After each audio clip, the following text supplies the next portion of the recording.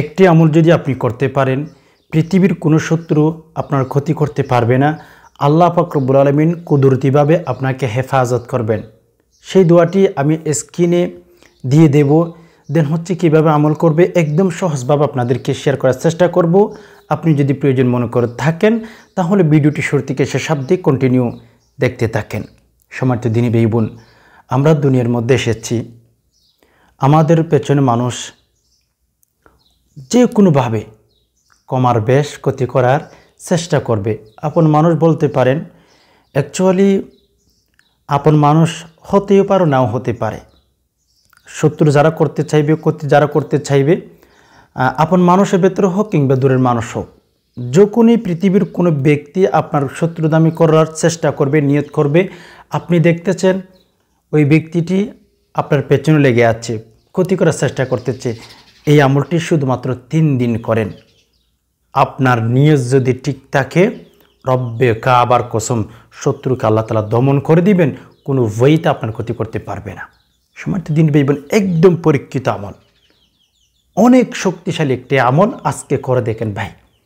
সম্মানিত দিন ভাইবোন, অনেকে অভিযোগ করে থাকেন যে হুজুর এত আমল করি, এত দোয়া পাঠ করি, অ্যাকচুয়ালি দোয়া কবুল হয় না, আমরা অনেক কিছু চাই আল্লাহ দেন না। সম্মানিত দিনী ভাই বোন, দেখেন আপনারা যে এই অভিযোগটা করে থাকেন, আপনি কি 5 ওয়াক্ত নামাজ পড়েন কি না, আপনি হারাম থেকে দূরে থাকেন কি না, ওই বিষয়গুলো আপনার খুঁজে বের করতে হবে। আসলে আমরা দোয়া করলে, আমল করলে তেমন একটা আল্লাহ তাআলা প্রায়োরিটি দেন না। আমার মনে হয় একটা কারণ, আমাদের ভেতরে দিন নাই, ধর্ম নাই, ইসলাম নাই। বিপদের মধ্যে যখনই পড়ে যাই তখন রব্বুল আলমিনের কাছে মেসেজ দিতে চেষ্টা করি, দোয়া করার চেষ্টা করি। যখন বিপদ থেকে উদ্ধার হয়ে যায়, আল্লাহ তাআলা আমাদের যখন হেফাজত করেন, তখন কিন্তু আমরা অহংকারী হয়ে উঠি। এটা কখন একজন মুমিনের জন্য শোভনীয় নয়। মুমিন তো ওই ব্যক্তিকে বলা হয় যে ব্যক্তি বিপদের মধ্যে থাকুক, সুখের মধ্যে থাকুক, যে কোনো সময় সদা সর্বদা সর্বহালতের মধ্যে আল্লাহ পাক রব্বুল আলমিনকে স্মরণ রাখবেন, আল্লাহ পাক রব্বুল আলমিনের বই তার অন্তরের মধ্যে রাখবেন। ওই ব্যক্তিকেই তো আসল মুমিন বলা হয়ে থাকে। ওই সমস্ত ব্যক্তির উপরে আল্লাহ তাআলা খুশি থাকেন। ওই ব্যক্তিগুলো যখন আল্লাহর কাছে দোয়া করেন, মেসেজ দিয়ে থাকেন, তাদের দোয়া, তাদের আমল, তাদের আখলাক আল্লাহর কাছে পছন্দ হয়ে গেলে জানা চাই তাদেরকে দিয়ে দেন। দিন না থাকার কারণে আমাদের উপর হয়তো রব নারাজ হয়ে গেছে। একটা ঘটনা মনে পড়ে গেল, উমর রাদিয়াল্লাহু তাআলা আনহুর জামানায় একটা রাখাল ছিলেন, মানে যে ছেলেগুলো, যে মানুষগুলো হচ্ছে ছাগল দেখাশোনা করে, তাদেরকে রাখাল বলা হয়ে থাকে, বা বিভিন্ন জীবজন্তু যারা দেখাশোনা করে তাদেরকে রাখাল বলা হয়ে থাকে। তো রাসূলুল্লাহ সাল্লাল্লাহু আলাইহি ওয়াসাল্লামের জামানায় বেশি ছাগল লালন পালন করা হইতো। তো একটা রাখাল ছিলেন, ওই রাখালটা হচ্ছে পাহাড়ের মধ্যে ছাগল নিয়ে যাইতেন। এখনো পর্যন্ত সৌদি আরবের মধ্যে আপনারা যদি যান, দেখতে পাবেন যে মানুষ শকর বসতে কিন্তু অনেক গানাম, মানে যে ছাগল পালন করে থাকে, তারা সেগুলো বিক্রি করে না, নিজেরা খায়। ওই যে আগের যুগের যে একটা পরিবেশ ছিল, এই অভ্যাসটা এখনো পর্যন্ত তাদের মধ্যে কিছু কিছু মানুষের মাঝে পাওয়া যায়। তারা এমনিতেই টাকা পয়সার কিচ্ছুর অভাব নাই, এরপরে তারা ছাগল পালন করে থাকে। ওই যে আগের যুগের ইতিহাস সেগুলো ধরে রাখতেছে আর কি। তো এক রাখাল ছিল উমর রাদিয়াল্লাহু তাআলা আনহুর জামানায়। উমর সেখানে গেলেন। উমর রাদিয়াল্লাহু তাআলা আনহু যাওয়ার পরে এক রাখালকে বলতেছিল, পাহাড়ের মধ্যে যে রাখাল, আমার কিন্তু খুবই খিদা লেগেছে, তো একটা ছাগল দাও, আমি একটু দুধ পান করব। পানির তৃষ্ণা লেগেছে, পানির প্রয়োজন, এখানে পানি কোথায় পাবো পাহাড়ের মধ্যে? তো রাখাল বলতেছিল, না ভাই, সেই কাজ আমি করতে পারবো না কখনো। রাখালকে এই কথা বলার পর রাখাল না করে দিয়েছেন। কাকে? উমরকে। তো উমরকে তো সে চিনে না। এরপর হচ্ছে উমর রাদিয়াল্লাহু তাআলা আনহু চিন্তা করতে লাগলেন যে হয়তো কিছু টাকা পয়সা দিলে আমাকে একটা ছাগল দিয়ে ফেলবে, ওখান থেকে আমি দুধ পান করতে পারবো, যেটা মন চাই ওটা করতে পারবো। উমর রাদিয়াল্লাহু তাআলা আনহু চিন্তা করতে লাগলেন। একটা রাখালের অন্তরের মধ্যে যে দিনদারিয়ত ছিলেন সেই জামানায়, আল্লাহু আকবার, একটু চিন্তা করলে, অ্যানালাইসিস করলে বুঝতে পারবেন কত দিনদার তারা ছিলেন। এর জন্য তারা এক কাপড়ে জিন্দেগি করেছেন, রব্বে কাবার কসম কোনো অশান্তি ছিল না। এক কাপড়ে জিন্দেগি করেছেন সাহাবে একরামগণ। খেজুরের বিচি নাই, পানি নাই, এরপরেও তাদের জীবনের মধ্যে যে অশান্তি আসবে সেটা প্রশ্নই আসে না। শান্তি আর শান্তি ছিল মেরে দোস্ত। এর জন্য দিন ছাড়া কোনো মানুষ শান্তিতে থাকতে পারে না। একজন মানুষ যদি শান্তিতে থাকতে চায়, দিন তার ভেতর থাকতে হবে। রব্বে কাবার কসম, ফাতেমা রাদিয়াল্লাহু তাআলা আনহার জীবনী পড়েন, খাওয়ার মতো কিচ্ছু নাই। এরপরই সংসারের মধ্যে অশান্তি বলতে কিচ্ছু ছিল না। আমরা দোয়া করলে আল্লাহ দোয়া কবুল করে না। অনেকে অভিযোগ করে থাকেন সাহাবে একরাম, যদি আমি তো প্রায় সময় বলি, পানির উপরে উকবা বিন নাফে রাদিয়াল্লাহু তাআলা আনহু পানির সাথে কথা বলেছিলেন, পানির সাথে বিয়ে। কি আশ্চর্য বিষয়! পানিকে বলতেছিল যে পানি আমাকে বলো তোমার পাহাড়ের ওই পাশে কে আছে, তোমার পাহাড়ের ওই পাশে কে আছে বলো, তোমার পানির উপর দিয়ে গোড়া চালানো সেটা আমার দায়িত্ব। তুমি বলবা শুধু শত্রু কেউ আছে কি নাই, এই বিষয়টা যদি তুমি আমাকে বলো, ওই পাশে যাওয়া সেটা আমার দায়িত্ব। চিন্তা করতে পারেন? এজন্য মেরে দোস্ত, সাহাবী একরামগণ যখনই যে কোনো জিনিসের জন্য দোয়া করতেন, আল্লাহ তাআলা কবুল করে নিতেন। আর আমাদের অবস্থা এমন, দোয়া করলে কবুল হয় না। আল্লাহু আকবার। মক্কাতে বসে কত দূরে পর্যন্ত সাহাবী একরামগণ হুকুম করে দিতেন, অনেক অনেক দূর তারা দেখতে পারতেন, তাদেরকে আল্লাহ পাক রব্বুল আলামিন জানিয়ে দিতেন।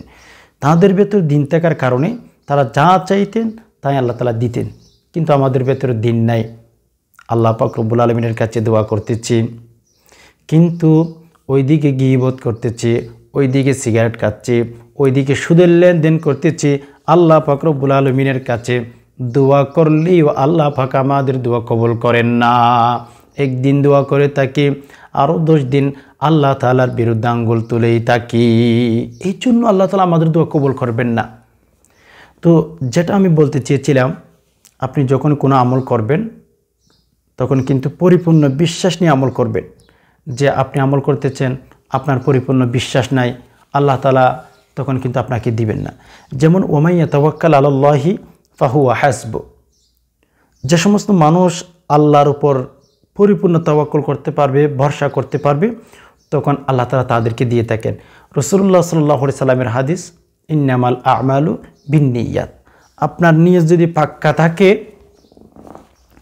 আপনি যদি পরিপূর্ণ বিশ্বাস নিয়ে যে আল্লাহর কাছে চাইলে আল্লাহ আমাকে দিয়ে দিবেন, এই বিষয়টা যদি চান, এই বিষয়টা যদি পরিপূর্ণ নিয়ত করে আল্লাহ পাক রব্বুল আলামিনের কাছে চাইতে পারেন, আল্লাহ দিয়ে দিবেন, অবশ্যই দিবেন।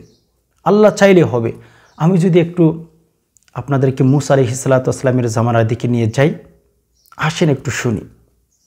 মূসা আলাইহিস সালাতু ওয়াস সালামের জামানার ইতিহাস আমরা সকলে জানি, সংক্ষিপ্তভাবে বলতেছি। মূসাকে দুনিয়া থেকে ধ্বংস করার জন্য সত্য দামি করেছিল আর কি। কেন? শুধুমাত্র আল্লাহ তাআলার দিন দাওয়াত দিয়েছিলেন। মূসা আলাইহিস সালাতু ওয়াস সালামকে অনেক অনেক কষ্ট দিয়েছিলেন। মূসাকে একদিন দুনিয়া থেকে বিদায় করার জন্য ফেরাউন দেশে পেছনে পেছনে লাগতেছিল যে মূসাকে মেরে ফেলবে। মূসা আলাইহিস সালাতু ওয়াস সালাম দরিয়ার কাছে গেলেন। আল্লাহ পাক বলেছিলেন যে মূসা, দরিয়ার মধ্যে ভাড়ি দাও, তোমার হাতের মধ্যে যে লাঠি আছে।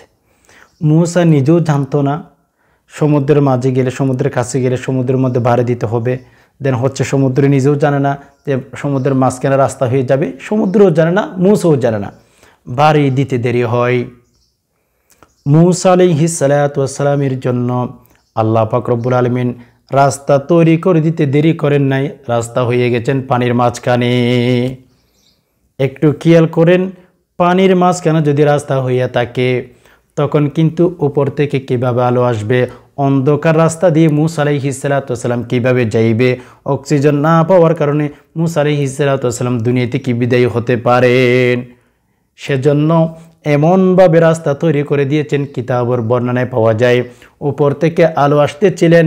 মূসা আলাইহিস সালাতু ওয়াস সালামের গোত্রের মধ্যে যে সমস্ত মানুষ ছিল মূসা আলাইহিস সালাতু ওয়াস সালামের সাথে, সকল মানুষ ওই দিকে পার হয়ে গেলেন। ফেরাউন মনে করতেছিলেন যে মূসা যেহেতু পার হয়ে গেছেন, আমিও পার হতে পারবো।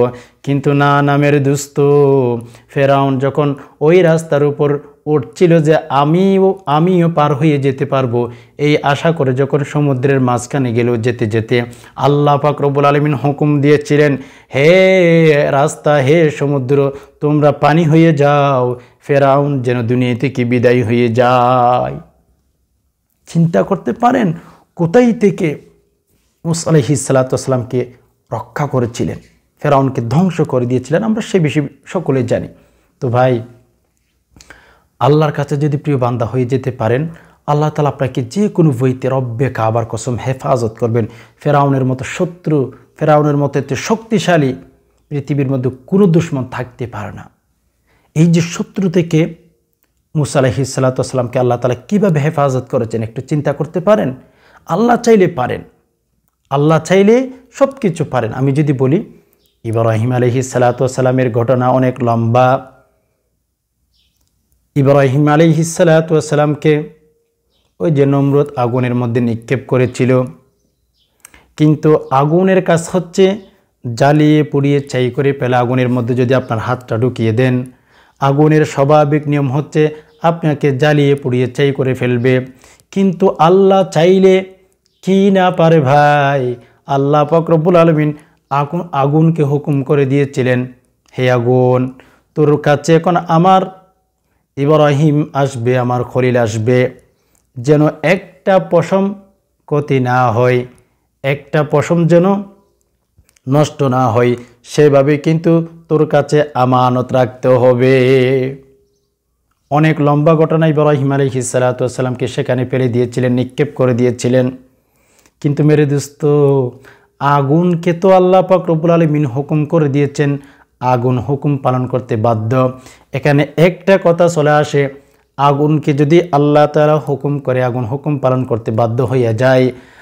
আর আল্লাহ তাআলা আমাদেরকে অনেক অনেক হুকুম হাকাম দিয়েছেন। নামাজ পড়ার কথা বলেছেন, গীবত না করার জন্য বলেছেন, সুদ না খাওয়ার জন্য বলেছেন, কিন্তু আমরা কয়জন নারী পুরুষ পারি? ওই যে আগুনকে হুকুম করেছেন, আগুন হুকুম পালন করতে বাধ্য হইয়া গেলেন। মানুষকে আল্লাহ পাক রব্বুল আলামিন হাজার হাজার বিধিনিষেধ দিয়েছেন, কেউ মানতে রাজি নাই, দুই একজন হাতে গোনা। এছাড়া বাকি মানুষগুলো কিন্তু আল্লাহ তাআলার বিরুদ্ধে চলে গেছে। চিন্তা করতে পারেন, নমরুদ ওই যে আগুনের সাথে কথা বলতেছিল, যে আগুন কি হয়েছে তোর কাছে তো কোনো মানুষ আসলে তোর কাজ হচ্ছে জ্বালিয়ে পুড়িয়ে ছাই করে ফেলা।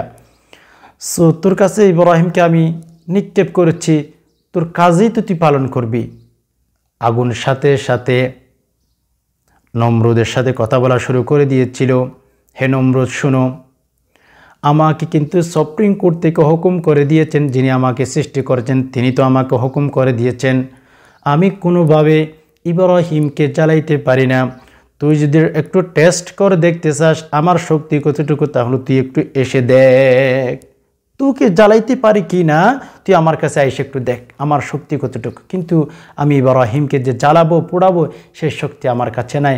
আমাকে সুপ্রিম কোর্ট থেকে হুকুম করে দিয়েছেন, আমি যদি ইব্রাহিমকে জ্বালাই, ইব্রাহিমের যদি কষ্ট হয়, আমাকে ধ্বংস করে দিবেন, আমার উপর শাস্তি আছে। হাই হাই, আল্লাহ চাইলেন ইব্রাহিমকে রক্ষা করার জন্য, আল্লাহ চাইলেন মূসা আলাইহিস সালাতু ওয়াস সালামকে রক্ষা করার জন্য, শত্রু থেকে হেফাজত করেছিলেন। যদি চাওয়ার মতো চাইতে পারেন, রব্বে কাবার কসম আল্লাহ তাআলা কুদরতিভাবে আপনাকে হেফাজত করবেন। আরও অনেক অনেক আমি আপনাদেরকে উদাহরণ দিতে পারি, কিন্তু ভিডিও অনেক লম্বা হয়ে যাচ্ছে, সো আমি আর উদাহরণ দিচ্ছি না। আল্লাহ চাইলে পারেন, এভাবে বিশ্বাস নিয়ে আমলটি করেন, পৃথিবীর কোনো শত্রু আপনার ক্ষতি করতে পারবে না। সকল প্রকার শত্রু থেকে আল্লাহ তাআলা আপনাকে হেফাজত করবেন কুদরতিভাবে, আপনি বিশ্বাসও করতে পারবেন। একদম পরীক্ষিত একটি আমল, একদম শক্তিশালী একটি আমল। প্রিয় দর্শক, আমলটি করবেন, অনেক বেশি ফলাফল পাবেন ইনশাআল্লাহ। তো শুধুমাত্র আমলটি করবেন 3 দিন, ঠিক আছে? প্রথম নাম্বার, আমাদের একটি দোয়া জানা থাকতে হবে। তো দোয়াটি শিখে নেওয়ার পরেই আমরা কিভাবে আমল করবেন সেই বিষয়টা একদম সহজভাবে জানার চেষ্টা করব। কেননা দেখেন, অনেকেই দোয়া জানেন কিন্তু ভুল উচ্চারণ করে থাকেন। মেরে দোস্ত, দোয়া যদি আপনি ভুল উচ্চারণ করে থাকেন, তখন অর্থের মধ্যে বেঘাত ঘটবে, লাভর চেয়ে ক্ষতি বেশি হয়ে যাবে। আবার অনেকে বলে থাকেন যে হুজুর, দোয়াগুলোর উচ্চারণ বাংলাতে দিয়ে দিলে কেমন হয়? প্রিয় দর্শক দেখেন, আমি প্রায় সময় দোয়ার উচ্চারণ বাংলাতে দিয়ে থাকি, তারপরে কেমন জানি খারাপ লাগে। কেননা উলামাগণ আরবির উচ্চারণ বাংলা থেকে করা মানে আরবির উচ্চারণ বাংলায় পড়া সেটা অনুমতি দেন নাই, নাজায়েজ বলেছেন। অ্যাকচুয়ালি কেননা আপনি কখনো হচ্ছে আরবির উচ্চারণ বাংলা থেকে করতে পারবেন না, যদি বাংলা থেকে করতে যান অনেক অনেক ভুল হয়ে যাবে। সেজন্য উলামাগণ আমাদেরকে সে অনুমতি দেন নাই। তো এই জন্য একটু কষ্ট করে আরবি থেকে শিখে নেন। সই শুদ্ধভাবে শিখতে পারলে আপনার অর্থের মধ্যে খুবই চমৎকার অর্থটা আপনি পাবেন। এজন্য আল্লাহ তাআলা একটু প্রায়োরিটি দিবেন, দোয়াটি সই শুদ্ধভাবে শিখে নেব আমরা। দোয়াটি আপনারা স্ক্রিন লক্ষ্য করুন। দোয়াটি হচ্ছে ইয়া কাহিরু, ইয়া কাহিরু যাল বাতশিশ শাদীদি, যাল বাতশিশ শাদীদি, যাল বাতশিশ শাদীদি, আনতাল্লাযী, আনতাল্লাযী লা ইউতাকু, আনতাল্লাযী লা ইউতাকু ইনতিকামুহু, ইনতিকামুহু ইয়া কাহিরু। আবার খেয়াল করেন, ইয়া কাহিরু যাল বাতশিশ শাদীদি, আনতাল্লাযী লা ইউতাকু ইনতিকামুহু ইয়া কাহিরু। খেয়াল করেন, ইয়া কাহিরু যাল বাতশিশ শাদীদি, আনতাল্লাযী লা ইউতাকু ইনতিকামুহু ইয়া কাহিরু। এই হচ্ছে দোয়া। দোয়াটি যখন এইভাবে শিখে নিতে পারবেন, আমল করবেন, শুধু 3 দিন আমল করেন, আল্লাহ তাআলা হাতে নাতে ফলাফল দান করবে। আমলটি যেভাবে বলবো ওইভাবে করবেন। আমলটি করবেন হচ্ছে প্রত্যেক দিন 3 দিন লাগাতার আমলটি করবেন। বুধবার দিন ফজর নামাজের পরে 3 বার পাঠ করে রব্বুল আলামিনের কাছে দোয়া করবেন। আল্লাহ তাআলাকে বলবেন, আল্লাহ শত্রু আমার পেছনে লেগে আছে, একটু দমন করে দেন না, আমাকে হেফাজত করেন না। এইভাবে মনের ব্যথাগুলো রব্বুল আলামিনকে বলবেন, রব্বুল আলামিন আপনাকে হেফাজত করবেন। বুধবার দিন ফজর নামাজের পরে 3 বার পাঠ করে দোয়া করবেন। বৃহস্পতিবারে 6 বার পাঠ করে দোয়াটি রব্বুল আলামিনের কাছে দোয়া করবেন। রব্বুল আলামিন আপনাকে হেফাজত করবেন, আপনি চিন্তাও করতে পারবেন না। 6 বার পাঠ করবেন। বলেছিলাম বুধবারে ফজর নামাজের পরে 3 বার, বৃহস্পতিবারে হচ্ছে আপনার 6 বার পাঠ করার পরে রব্বুল আলামিনের কাছে দোয়া করবেন। জুমার দিনে 9 বার ফজর নামাজ পড়ার পরে 9 বার পাঠ করে রব্বুল আলামিনের কাছে দোয়া করবেন। এই যে শুধুমাত্র 3 দিন আমলটি করেন, যদি চান আপনি প্রত্যেক দিন আমল করবেন যেন শত্রু আপনার কোনোভাবে ক্ষতি করতে না পারে। এভাবে যদি প্রত্যেক দিন চান আমল করতে পারবেন। তবে কিতাবের ভেতরে এই 3 দিনের কথা এসেছে, বুধবারে 3 বার, বৃহস্পতিবার 6 বার, শুক্রবার জুমার দিনে ফজর নামাজের পরে 9 বার। এই যে 3 দিন যদিও আমলটি করতে পারেন অনেক অনেক বেশি বেনিফিট আপনি পাবেন। প্রিয় দর্শক, আল্লাহ চাইলে বান্দা অবশ্যই সব কিছু পারেন। পৃথিবীর কোনো গাছের পাতা আল্লাহ তাআলার বিধান ছাড়া গাছ থেকে যদি না পড়তে পারে, তো আপনাকে যদি পৃথিবীর কোনো মানুষ শত্রুতামি করার চেষ্টা করে, হ্যাঁ আপনার পেছনে যদি শত্রু থাকে, আল্লাহ তাআলা যদি চান ওই যে শত্রুকে দমন করে দিবেন, কোনো ভয়তে আপনার ক্ষতি করতে পারবে না। রব্বে কাবার কসম, চান পরিপূর্ণ বিশ্বাস নিয়ে রবের কাছে। রব তো রব, আল্লাহ তাআলা আমাদেরকে তো খুবই কুদরতিভাবে তৈরি করেছেন। এই যে চেহারার মধ্যে আল্লাহ তাআলা আমাদেরকে কুদরতি হাত দিয়েছেন। আর তাছাড়া হচ্ছে আমরা রাসূলুল্লাহ সাল্লাল্লাহু আলাইহি সাল্লামের উম্মত, যদি আমরা হালাল তরিকায় চলে রবের কাছে দোয়া করতে পারি, রব আমাদেরকে অবশ্যই অবশ্যই যা চাইব তাই দিবেন। মেরে দোস্ত, মুসা আলাইহিস সালাতু ওয়াস সালামকে যদি পানির মধ্যে রাস্তা তৈরি করে দিতে পারে, ফেরাউনের ক্ষতি থেকে যদি হেফাজত করতে পারেন, আল্লাহু আকবার। যদি ইব্রাহিম আলাইহিস সালাতু ওয়াস সালামকে আগুনের মধ্যে হেফাজতে রাখতে পারেন, শান্তিতে রাখতে পারেন, আপনাকে কেন পারবেন, আমাকে কেন পারবে না? পরিপূর্ণ বিশ্বাস নিয়ে আমল করেন, আল্লাহ এত বেশি ফলাফল দিবেন কখনো চিন্তাও করতে পারবে না। কোনো বান্দা যখন বিপদের মধ্যে পড়ার পরে, যখন অসহায় হয়ে যায়, যখন গরিবী অবস্থায় রবের কাছে দোয়া করতে থাকে, রব অনেক অনেক খুশি থাকে, আল্লাহ তাআলা তাদেরকে দিতেই থাকেন। আশা করি বিষয়টি বুঝতে পেরেছেন। আল্লাহ পাক রব্বুল আলামিন সকল মুসলিম উম্মাহকে সকল প্রকার শত্রু থেকে হেফাজত করুক, আমিন। প্রিয় দর্শক, ভিডিওটি যদি দেখে ভালো লাগে থাকে অবশ্যই একটি লাইক দিয়ে অন্যান্য মুসলিম ভাইবোনদের মধ্যে শেয়ার করে দিবেন, কারণ আপনার শেয়ার মধ্যে দিয়ে কোনো দিনই ভাইবোন যদি বিষয়টা জেনে নিতে পারে, দোয়াটি শিখতে পারে, আল্লাহ তাআলা আপনাকে নেকি দান করবেন। সেজন্য ইখলাস ও নিয়তে সওয়াবের আশায় ভিডিওটি অবশ্যই শেয়ার করার চেষ্টা করবেন। এই ছিল এলোমেলো বিক্ষিপ্ত কিছু আলোচনা। এতক্ষণ পর্যন্ত যে সমস্ত ভাই বোন ব্যস্ত থাকার পরেও সময় দিয়ে সবর করে ভিডিওটি দেখছেন। আল্লাহ তাআলা আপনাদের সকলকে শান্তিতে রাখুক, নিরাপদ রাখুক, আমিন। হাদামা ইন্দি ওয়ালিল ইনদাল্লাহ আলাইহি তাওয়াক্কালতু ওয়া ইলাইহি উনীব। ওয়াসসালামু আলাইকুম ওয়া রাহমাতুল্লাহি তাআলা ওয়া বারাকাতুহু ওয়া মাগফিরাতুহু ওয়া জান্নাতুহু।